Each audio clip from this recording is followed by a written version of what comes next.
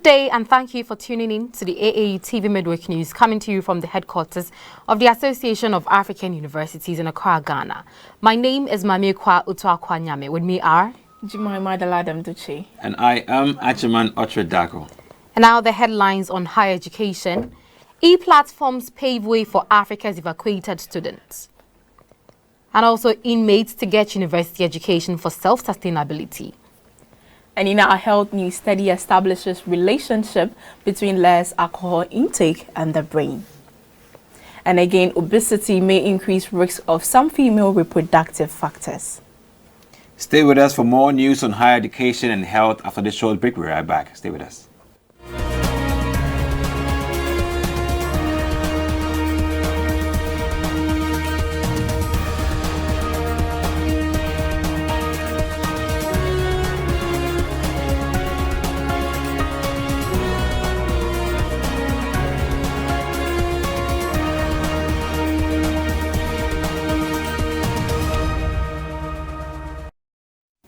Welcome back from the break, and now the news in detail. Several e-platforms have been set up by the Presidential Council for Africa and the Corporation of African Associations for Education to assist African students who have managed to flee from Ukraine to consider the educational options. Amid potential harmonization alignment problems between institutions on different continents on undergraduate level in particular, and concerns over the prolonged disruption of these students' education, the e-platform could capture details of affected students in an effort to accommodate them at other institutions. The Presidential Council for Africa in France and the Corporation of African Association of Education have created a personal, educational and academic e-platform for registering Africans who have been studying in Ukraine and whose studies have been disrupted. The platform aims to enable them to follow the same courses they were enrolled in Ukraine at French universities, participating in the initiative. Crystal Vaslet, the communications director of the European University Association in Belgium, confirmed to University World News that the situation of students, including those from Africa, is discussed in the higher education community in many European countries and in the European Union. Several African countries have also taken steps to help their students if they want to complete their studies in their home countries.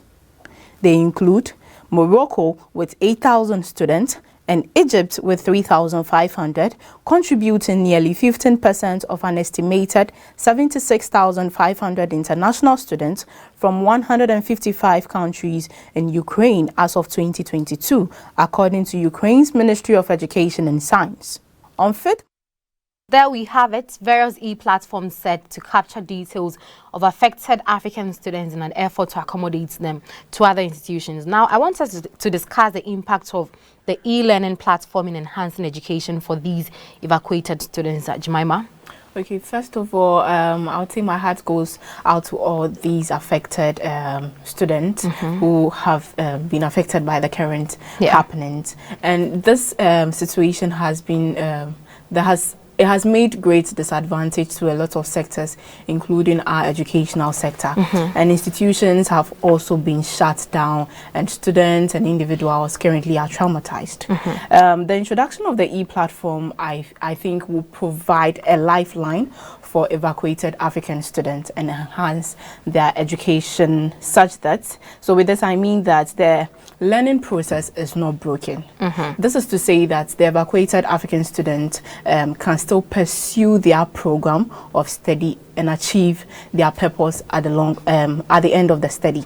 Because I believe some affected students, have thought of, they starting all over since they are back to their home countries, and that alone give them a lot of thought, a lot of headaches, apart from the current situation happening. So the e-platform, I feel, will bring a bit of hope to the current African students. Okay, Agyemang. Yeah, I must say that several African countries have taken good steps to ensure that their students who have been evacuated, taken back to school, or let's say help to continue in their home country. That is students who are interested. If you are not interested, no one can help you. And we have some good figures right here that Morocco has 8,000 students who are willing to continue learning in Morocco. Egypt, 3,500 students, nearly 15% of an estimated 76,500 international students across 155 countries all over the world, including Ukraine, are back home looking forward to continue learning. And the e-platform is here to, help them, assign them to a much viable area that suits their interest, where they were in Ukraine or where they were any part of the world, to study, keep studying. Now, this e-platform also aims to enable students to follow the same course they were offering while they were studying in Ukraine. Now, I would want us to quickly hear from Dr. Violet Makuku, who is a quality assurance expert at the AAU, on her views on how the evacuation of students jeopardizes quality assurance. I was talking about the situation that our students came from different countries in Africa and converged in Ukraine, where we realized that a level of homogeneity in terms of the offerings of the studies and higher education. But now, with this situation, they need to scatter back into the African countries, and things are not homogeneous. Some are going to Nigeria, some Ghana, some Zimbabwe, some South Africa, and when we look at that, it's quite pathetic. When they get home, we don't know the situation which they are going to meet there. But let's concentrate on what you have asked, the e-platforms. What kind of situation and circumstances are there at national level? Because you may find that at national level, the ICT infrastructure itself is not very good. At national level, the internet services themselves are not good. So it trickles down to affect the individual. So data may be very expensive for them, so they cannot afford things like the Zoom platform, because before they finish a lesson, their data bundles are finished. So looking at that, can I just even suggest what we are seeing here is something which we should be worried about and how we can mitigate. So it would be best that they can receive emails with content that they need to read, tasks that they need to work on, as well as some other extra reading materials that can help. Because now, when they get the expensive data, they concentrate on downloading that, store it somewhere on their laptop. That is, if they still have some. Otherwise, they would need to use the internet cafes. They go download and file their things, they read them, and then WhatsApp also, if it is working. Because we are looking at circumstances where they are not continuously consuming data, but they are in circumstances where they can download information, store it, and then read it over a period of time. It's quite pathetic. There are a lot. There are a lot, because now, let's start by looking at Ukraine itself, where they are coming from. If they've succeeded to go out of Ukraine, we know they've got options. Some are in surrounding European countries. Some came back to Africa. And so we are saying, for those who are in surrounding European countries, if those countries have subscribed to the European standards and guidelines, it would be easy for them to enroll and continue with their studies in those institutions, because the European standards and guidelines, they harmonize the quality standards in Europe, but not everybody was forced to take them on board. And so that would be a good thing if they were to come across such institutions. But when we look at it again, even if they are all using the European standards and guidelines, the sequencing of topics and the pace with which some institutions move It's different. And also the pedagogy itself, the teaching approaches, all those things, they are relatively different. So they will come into a new environment, starting to settle in a new environment and now starting to acclimatize. I'm even thinking at a country like Germany, where teaching could be done in German in some of the institutions. Let's say it's a TVET university and somebody is coming from that TVET institution in Ukraine. So how are they going to fit in and learn? They still need to learn to speak German first before they even start their studies. And time is ticking off. It's one of the issues. We look at the sequencing and the timing of the topics. Maybe they are going to find that some of the topics they've already covered in Ukraine are now being covered this time around.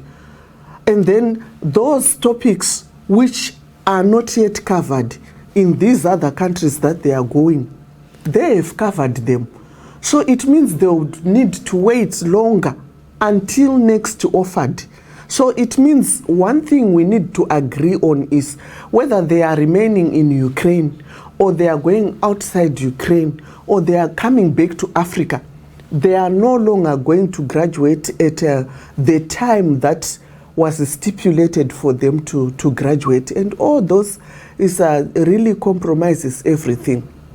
When you look at it again, we are saying if there was an opportunity for national arrangements, continental arrangements are not really possible, but let's talk of national arrangements where the national governments get in touch with European countries where the students are, and then they are now trying to negotiate and find ways of them to be accommodated. They need accommodation.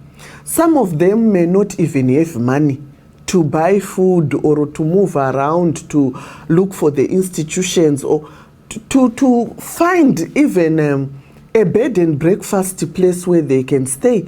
So those arrangements, if they are done at national level, they can enlighten the burden on the students. The students can also quickly settle in Europe, for example, and continue with their studies. Well, that was Dr. Violet Makuku, Quality Assurance Expert at the AAU.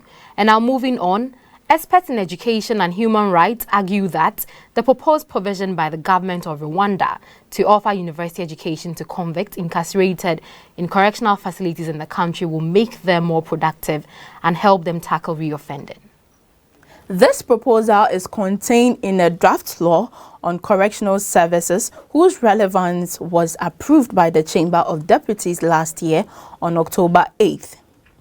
Currently, it is under scrutiny by a responsible parliamentary committee before being put to a vote by the plenary sitting. According to the Ministry of Justice, the bill is part of the effort to review the country's correctional system by integrating education in the convict rehabilitation. The draft law provides that the institution in charge of correctional services establishes a program to empower convicts with appropriate skills and knowledge for self-sustainability and help them to become law-abiding citizens. According to the bill, the institution in charge of correctional services establishes an educational program in reference to the government's program for the education of incarcerated persons in primary, secondary, and university level for general education and technical and vocational education training (TVET). Benson Rukabu, the national coordinator at Rwanda Education for All Coalition, a local civil society organization advocating for quality education for all citizens, told the New Times that convicts should have rights to education and having intellectuals is worth for the country. He noted that correctional facilities should have the required tools to provide university education effectively, pointing out that the implementation of the program will require adequate budget. He said that the move could help convicts get knowledge, which may in turn contribute to the development of the country and becoming law-abiding citizens, as they will also get behavioral changes as the level of education matters in one's understanding of correction service. Lack of knowledge is a major concern to the society and communities. There was a problem where convicts could spend a long time in prison, he said, pointing out that some convicts dropped out of school but could not pursue their university education at correctional facilities because the current situation was not allowing it. Well, there we have it. Inmates to get university education for self-sustainability. Now, I have a statement here made by one Francois Ngabo, and he is a PhD student in comparative education. And he says there should be adequate specification for the scholars who will be teaching in correctional facilities once the bill is voted into law, so that we are sure that the convicts are taught productive courses, he said, suggesting the courses should factor in the special needs of convicts for better results. I want to find out from my colleagues what your views on the statement are. Okay, I would say that I'm of the view that the statement made by Mr. Ngambo is not because, is because there has been a lot of cases, not only in Rwanda, where inmates have not been given the benefits that they need in terms of their education. And I agree with him because, first of all, not all convicts will be interested in particular program, or let me say, example, architecture.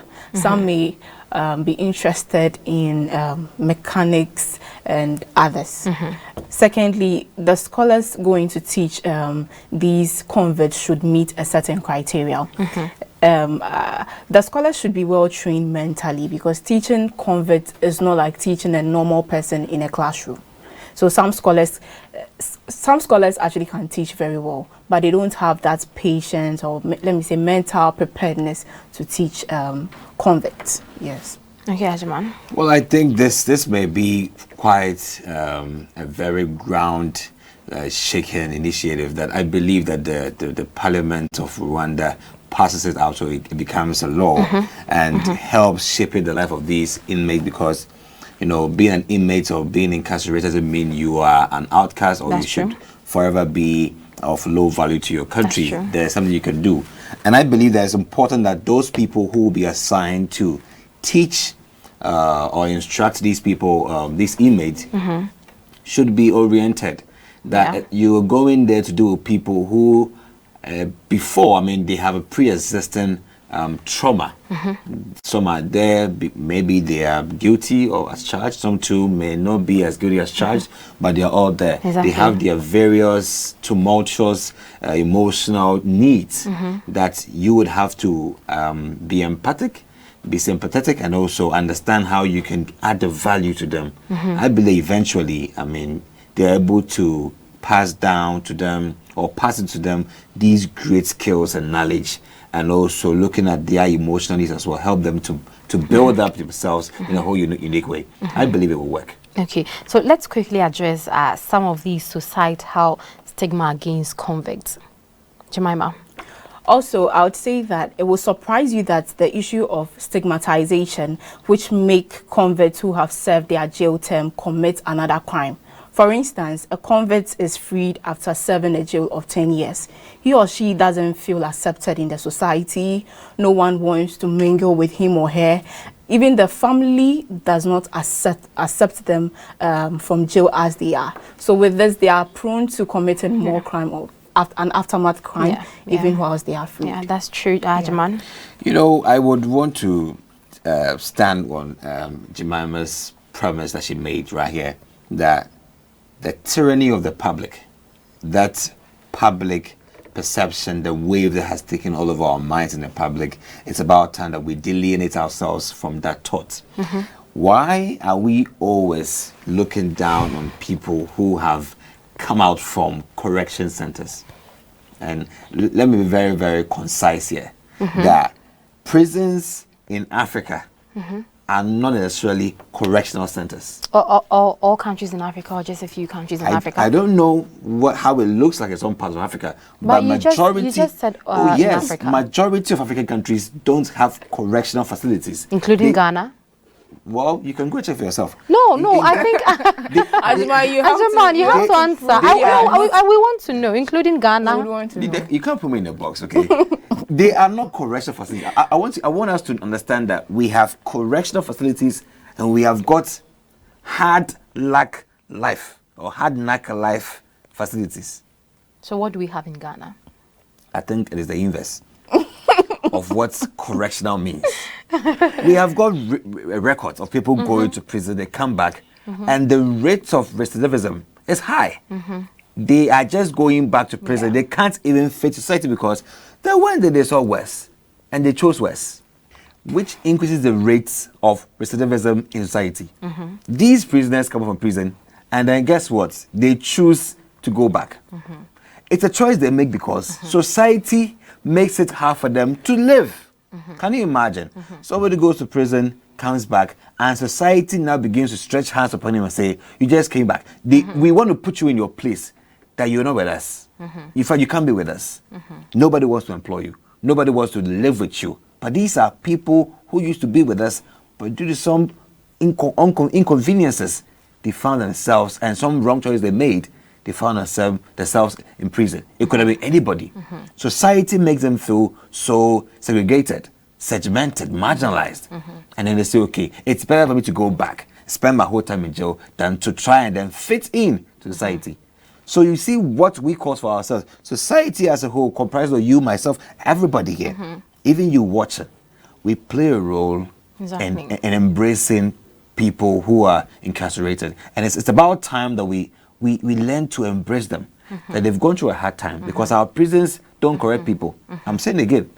Prisons in Africa? They don't correct anybody. Prisons in Ghana? In fact, it's a choice to come from prison and you want to correct your own self, because the standards, the quality standards that ensure that prisons are of the good quality to ensure correction, we're not there yet. You know, whether we like it or not, to some extent, this stigmatization influences how these convicts behave once they are out. Because if a convict comes out and all you see is a murderer, all you see is an armed robber, all you see is a convict, you are not giving the person room to improve themselves. Like Agyemang said, they've been to correctional facilities. They have gone on a journey where they've made a decision to bring out a better version of themselves. They are back to society, and all society makes them with is their old self. Society is not giving them the chance. Families of convicts, you see that most times they don't support them. They don't get jobs. Everyone sort of disassociate themselves from them. How do we expect them to apply what they've learned from these correctional facilities when all we give them is stigmatization? So I think we all have a role to play to ensuring that these inmates, once they are out, they do not go back to reoffending. And now health news is up next.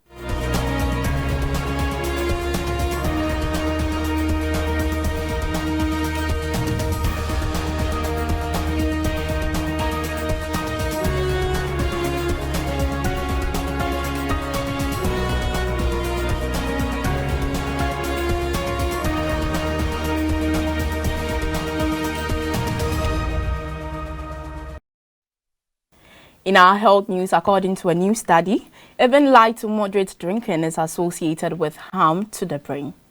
The research, using a data set of more than 36,000 adults, revealed that going from 1 to 2 drinks a day was linked with changes in the brain equivalent to aging 2 years. Heavier drinking was associated with an even greater toll. The science on heavy drinking and brain is clear. The two do not have a healthy relationship. People who drink heavily have alterations in the brain structure and size that are associated with cognitive impairment. But according to a new study, alcohol consumption, even at levels most would consider modest, that is a few beers or glasses of wine a week, may also carry risk to the brain. An analysis of data from more than 36,000 adults, led by a team from the University of Pennsylvania, found that light to moderate alcohol consumption was associated with reduction in overall brain volume. According to the researchers, the link grew stronger even with greater levels of alcohol consumption. As an example, In 50-year-olds, as average drinking among individuals increases from 1 alcohol unit a day to 2 units, there are associations in changes in the brain equivalent to aging 2 years. Going from 2 to 3 alcohol units at the same age was like aging 3.5 years. Ample research has examined the link between drinking and brain health with ambiguous results. While strong evidence exists that heavy drinking causes changes in the brain structure, including strong reactions in grey and white matter across the brain, other studies have suggested that moderate levels of alcohol consumption may not have an impact, or even that light drinking could benefit the brain in older adults. So that was an interesting news right there. But colleagues, I want us to talk about the relationship between alcohol and one's mental health. Okay, sure. Before I do that, I want to just mention that some people take in alcohol to help them cope with daily stresses. And while alcohol might be a very common coping strategy, it is not an effective solution. Because one, alcohol is a depressant drug that can affect our mental health and well-being, and also damage the body. Now, I have a study here published in 2020 by the Alcohol and Drug Support Line, and it indicates that alcohol slows down the central nervous system. The nervous central system controls thoughts and how the brain talks to your body. So once the alcohol has damaged the central nervous system, you realize that it affects your brain, the way you think, the way you feel, and the way you behave. So basically, I think that's the relationship I have, Agyemang. I don't know if you have anything to add. Yeah, you know, perhaps I may not want to side with Lydia's submission on what alcohol does to your body. You know, she mentioned that alcohol, in a way, can help you reduce stress, which I find pretty odd. No, I never said it helps you reduce. I said people taking alcohol because they want to reduce stress, and while they think it works, it doesn't. Well, I mean, absolutely. To the wrong effect. What alcohol really does to the body is far from reducing stress. I mean, alcohol, a substance that goes a long way to interfere with your communication pathway, creates imbalances in your human body. Even though people take alcohol to increase their euphoria, make them happy. Some say, well, drink alcohol, you talk too much. Drink alcohol, you laugh too much. You're just not your normal self. You lose your own composure, you become intoxicated, and you lose your balance in terms of thinking, in terms of action, and even in speech. No, but Agyemang, don't you think losing your composure, your balance, in some ways gives you some temporal stress relief?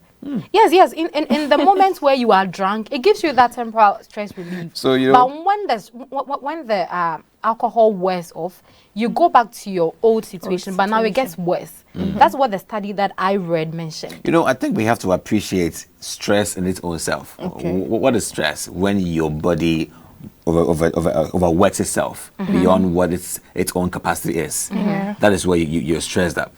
And alcohol is a substance that's in two ways can stimulate or can sedate you.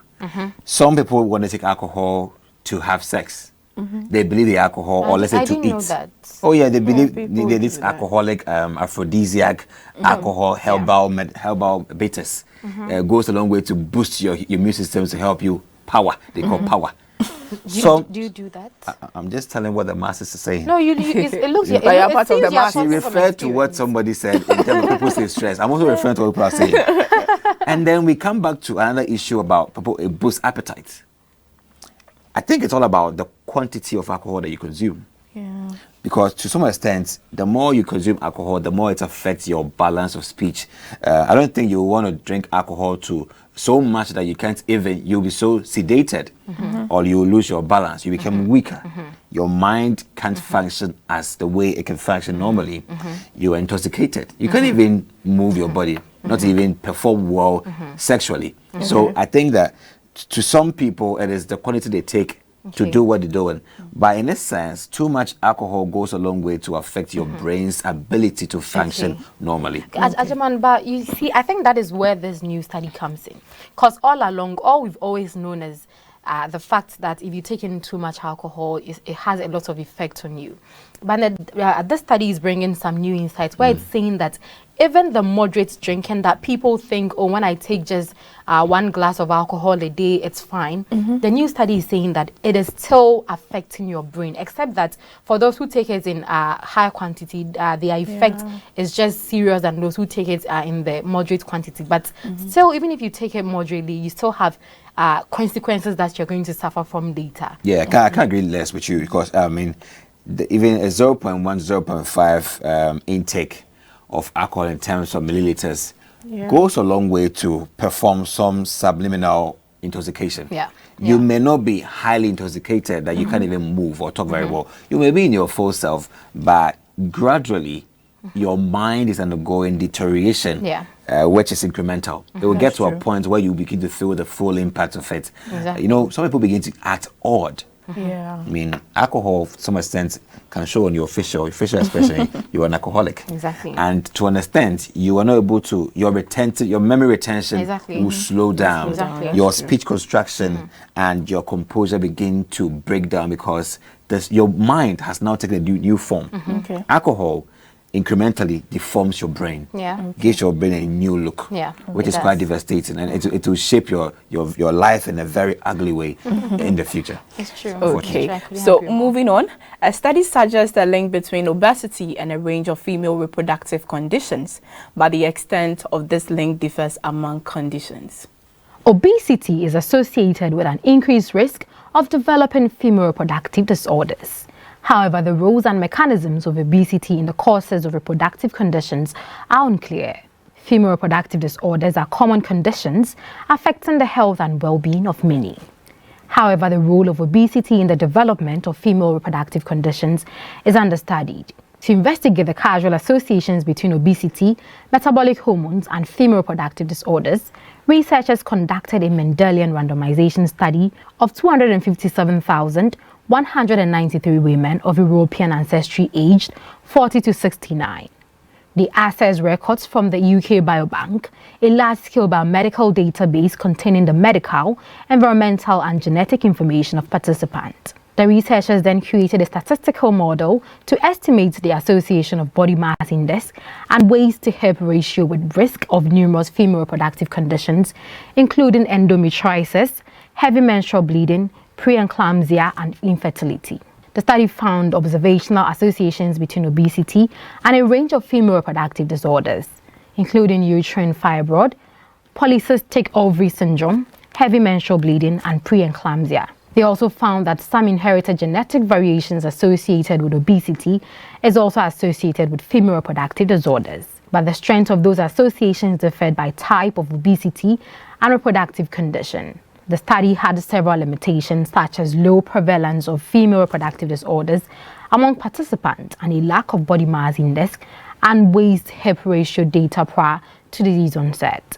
According to the authors, we provide genetic evidence that both generalized and central obesity play an etiological role in a broad range of female reproductive conditions, but the extent of this link differs substantially between conditions. Our results suggest a need to explore the mechanisms mediating the causal associations of overweight and obesity on gynecological health to identify targets for disease prevention and treatment.